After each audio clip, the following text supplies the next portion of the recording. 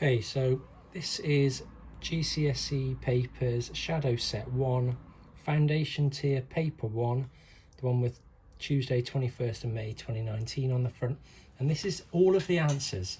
So this is just going to be a very brief run through of all of the answers to the entire paper, just the worked solutions, but none of the questions done in detail. You'll have to see the other videos for any questions done in detail. Okay. So, question 1, you can see 240 divided by 60 is 4, the answer is 4 hours. Question 2, 0.63 as a percentage is 63%. Question 3, bid mass 10 times 10 is 100, so the answer is 100. And question 4 is a prime number is any number with only 2 factors. Those factors are 1 and itself, so your answers could have been either 17 or 19. Okay, moving on. Question 5. Number halfway between 5 and 13. Either write them as a list and find the one in the middle by crossing off, or add the 2 numbers up and half it, and that'll give you the halfway point as well. Either way, the answer is 9. Question 6 is the first one that's worth more than 1 mark. So I've put a little tick at each point where you would get a mark. So again, this is one way that you can do it. Okay. However, there will be other ways. Okay. So I've worked out the total cost for one person. That's their travel, hotel, £50 for 1 night, 7 nights they're going for, 350, and that's their spending money. So the total cost for one person, 950. Total cost for 4 people, each person is 950 times by 4, 3,800. Okay, question 7. Question 7, you needed to read it and read it carefully. It tells you that the total number of flowers was 60 and the graph only showed you for red, white and yellow. So obviously the rest of them were blue.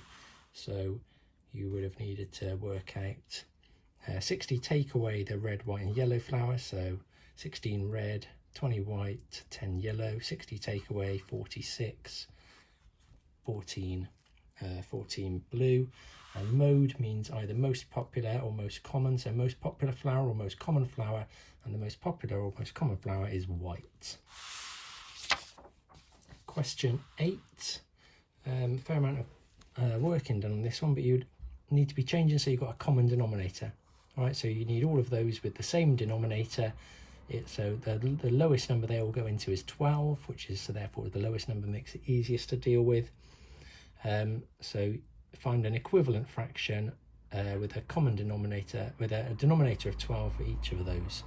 Okay, so I've converted each fraction to 12ths and then put them in order, smallest to biggest. So there's the answer: 1/6, 5/12, 1/2, 2/3, 3/4. Next question.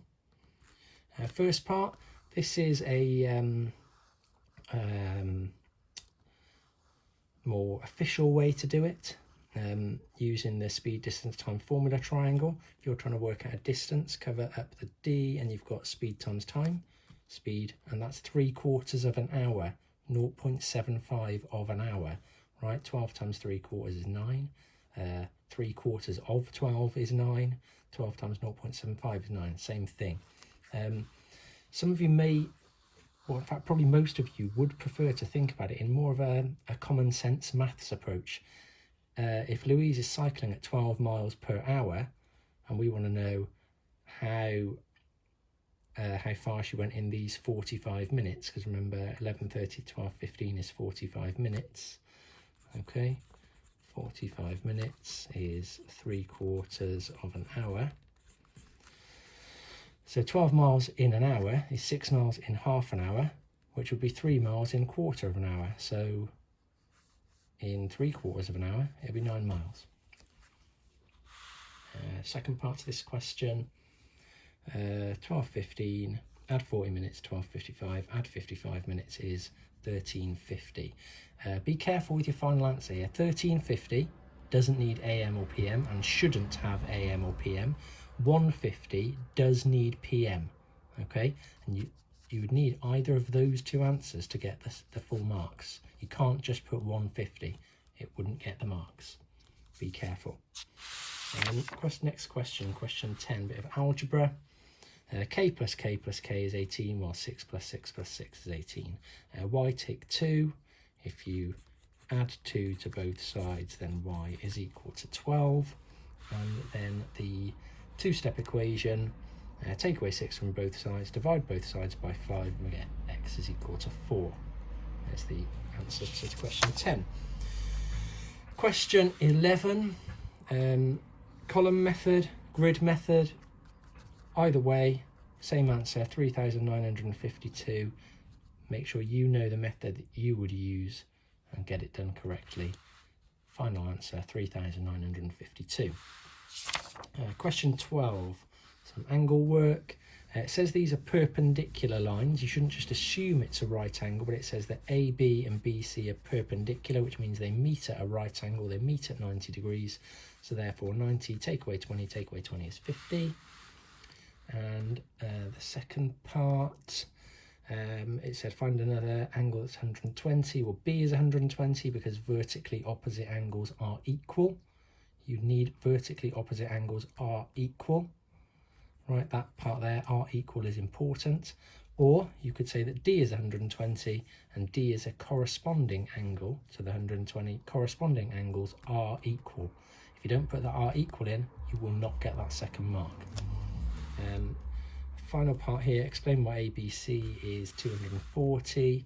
Well, there's A, there's B, there's C. Why is that 240? It's 240 because angles in a full turn or angles at a single point add up to 360, and 360 take 120 is 240.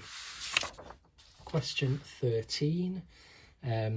So line is x kilometers. Write down a expression in terms of x for the length of the line in meters. It's 1000x. For example, 1 kilometer, 1000 meters. 2 kilometers, 2000 meters. 7 kilometers, 7000 meters. X kilometers, 1000 times x, right? 3 kilometers, 1000 times 3. 4 kilometers, 1000 times 4. X kilometers, 1000 times x, 1000x. 14a, 1/5 of 80 just means do 80 divided by 5, which is 16. 14b, what is wrong with Catherine's reason? So she said 28 divided by half is 14, whilst 28 divided by 2 is 14. 28 divided by half is 56, because there are 56 halves in 28. Or, think about it as 14 halves would only make 7. 14 halves would not make 28. Question 15. Square root of 81 is 9 and minus 9, but only one of those answers was needed. 4 to the power 3, or 4 cubed, means 4 times 4 times 4, which is 64. Working with brackets, question 16. Multiplying out this bracket will give you 15m minus 20. 5 times 3m is 15m. 5 times minus 4 is minus 20. Factorise. Factorise means put the brackets back in. So fully factorised is 4 brackets n add 5.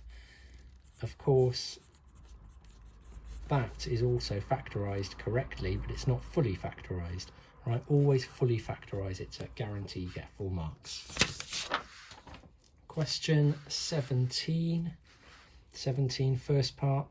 So Reuben's thrown it 10 times, he got 6 tails. Jacob threw it 100 times, 65 tails. Miriam is going to throw it once. Who gives the better estimate? Jacob gives the better estimate because he threw it more times. More trials, more accurate results. More trials, more accurate results. And the second part to this question, what's an estimate for the probability that Miriam will get tails? Well, how many did they get in total? 6 tails, 65 tails is 71 tails. And out of how many throws in total? Reuben did it 10 times, Jacob did it 100 times, that's 110 times. So 71 tails out of 110 in total, 71 out of 110. 18. You're working out how much it's going to cost to put all the paving slabs on here. So how many slabs are we needing going across? Well, if they're 20 centimetres each, we need to know how many 20s go into 600. 600 divided by 20 is 30. So 30 go across, and going in this direction, we want to know how many 20s go into 120. That's going to be 120 divided by 20, which is 6. So therefore we've got 6 rows of 30 slabs. So 30, 30, 30, 30, 30, 30. Okay, means we've got 6 lots of 30, which is 180 paving slabs in total. If each slab is £2.50, then we need to do 180 times by £2.50. So I've done 180 times by 2, which is 360, and 180 times by the 50p is £90. Add it up, £450, and therefore no, Chaplain does not have enough money for all those paving slabs. Question 19a. Use the butterfly method here. 2 times 5, 2 times 3, 2 times 5, take away 2 times 3, over 3 times 5 gives us 4/15. Part B. I've done my diagonal cancelling at the start because they're both in the 3 times table. How many 3's in there? 1. How many 3's in there? 2. I'm just left with 5 times 1, 2 times 4. It may well be that you didn't do diagonal cancelling. 5 times 3 is 15, 6 times 4 is 24. That would get you 1 mark. It would need to be cancelled down. There you both divide by 3, and it would cancel down to 5/8. Okay, you need 5/8 to get the 2 marks. Next question.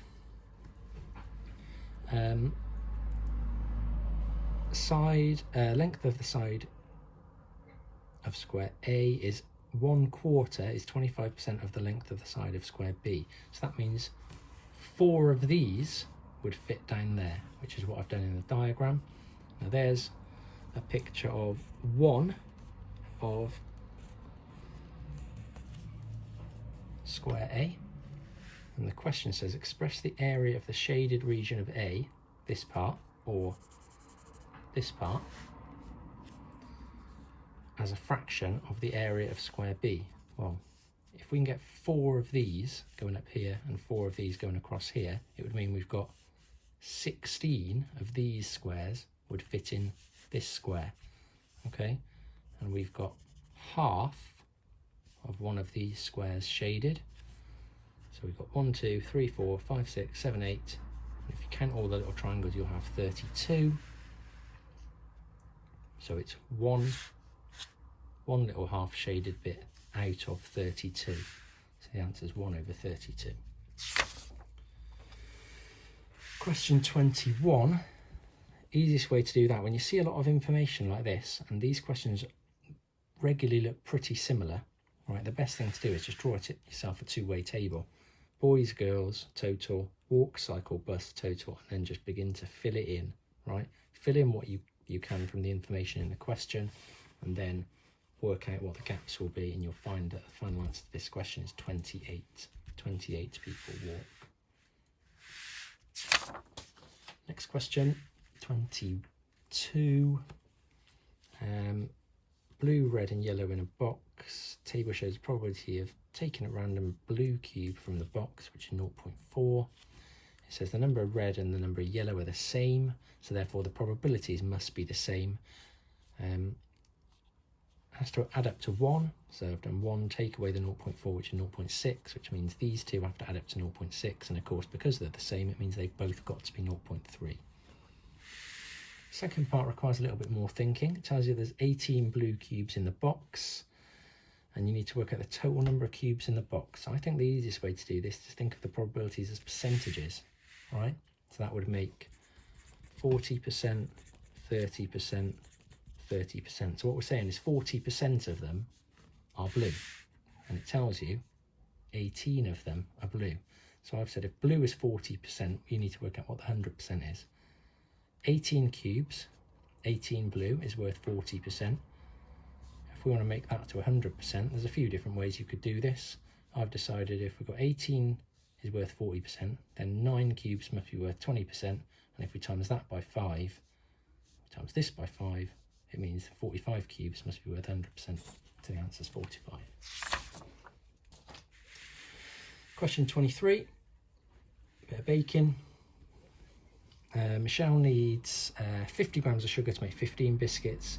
She also needs 3 times as much flour as sugar and 2 times as much butter as sugar. Remember, this is just the sugar. She wants to make 75 biscuits. 15 biscuits would mean she needs 3 times as much flour as sugar. So 50 grams of sugar, times it by 3, 150 grams of flour.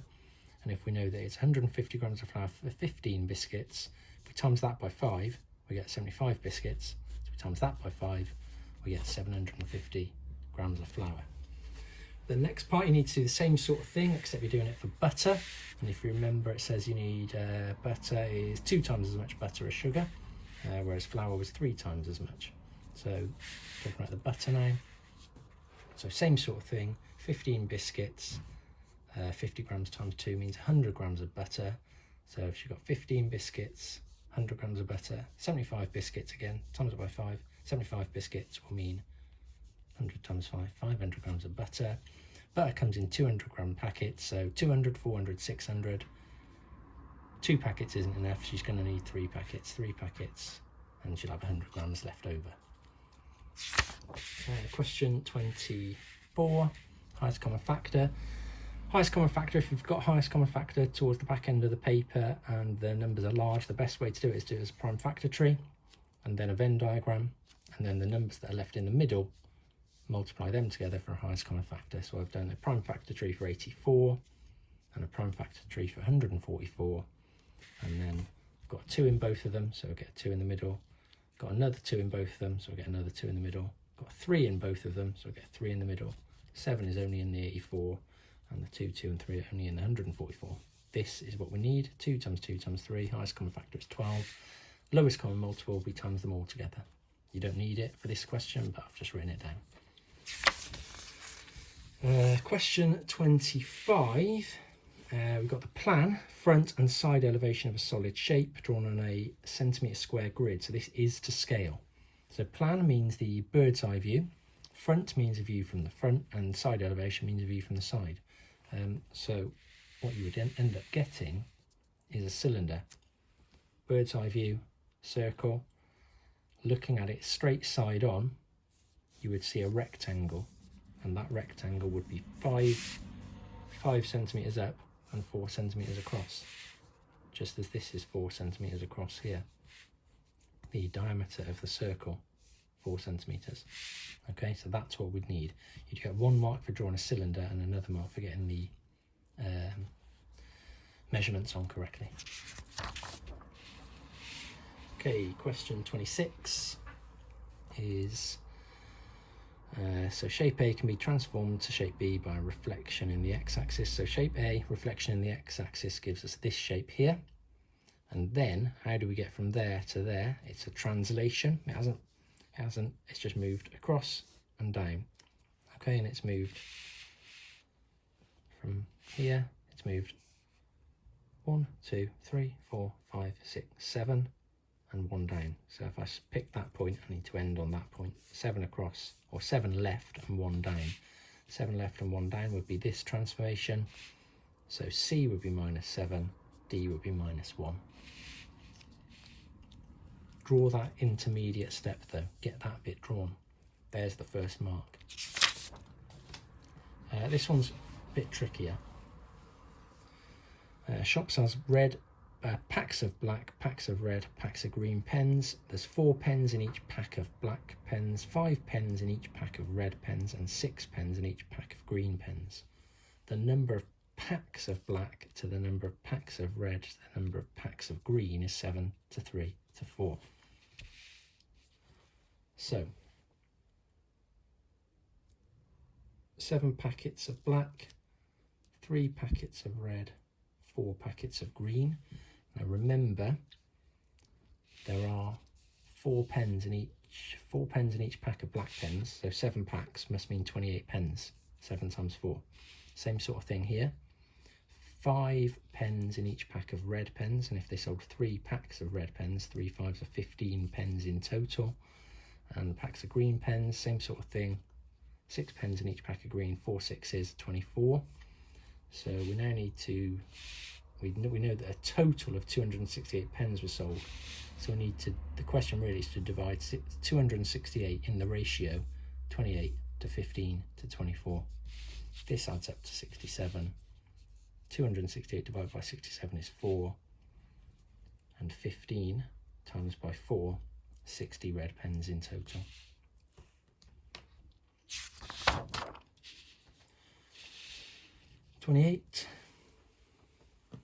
So you're told the perimeter of this shape is 52 centimetres and the perimeter of this shape PQRS, the area PQRS is 90. Now we're told that this is 20 and that this is 90. So this times by 20 must be equal to 90. Or in other words, in reverse, 90 divided by 20 must be equal to what this length PQ is. So PQ, 90 divided by 20 is 4.5. I've written here 90 over 20, cancelled it down to 9 over 2. 9 divided by 2 is 4.5. That's a bit easier. So we know that the length PQ is 4.5. And it says that BC is the same as PQ. It tells us in the question. So therefore BC is also 4.5. So this is A, B, C, D.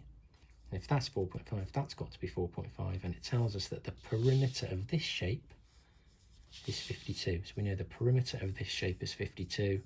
So I've done 52, take away 4.5, take away 4.5. So 52 take away 9 is 43.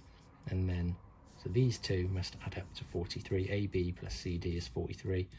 Half the 43, 21.5. And that's the answer to AB. AB is 21.5 centimetres. And the final question, quadratic graphs question. It says graph of x squared take x take 2. It says write down the coordinates of the turning point. Turning point is just where a quadratic graph turns, right? It's just the lowest point. In this case, it's the lowest point. Occasionally you can get quadratic graphs that are an N shape and the turning point would be the top. So in this case, the turning point is here. It's where the graph is coming down, then it turns and it starts going back up. Turning point is the lowest point, right? If you just learn that, easy mark on the last question. What's the coordinates of that point? It's 0.5 and minus 2.25. Be careful of the scale. Be really careful of the scale on that one. And then this one again, another 2 easy marks if you learn it. The roots of an equation, so the roots of this graph are just where it crosses the x-axis. The roots are here and here. 2 and minus 1. The roots are 2 and minus 1. Not a coordinate, not the coordinate 2 minus 1, but just 2 and minus 1. 2 and minus 1. And that is that. If you need to ask in any more detail, then contact your teacher who will be happy to help.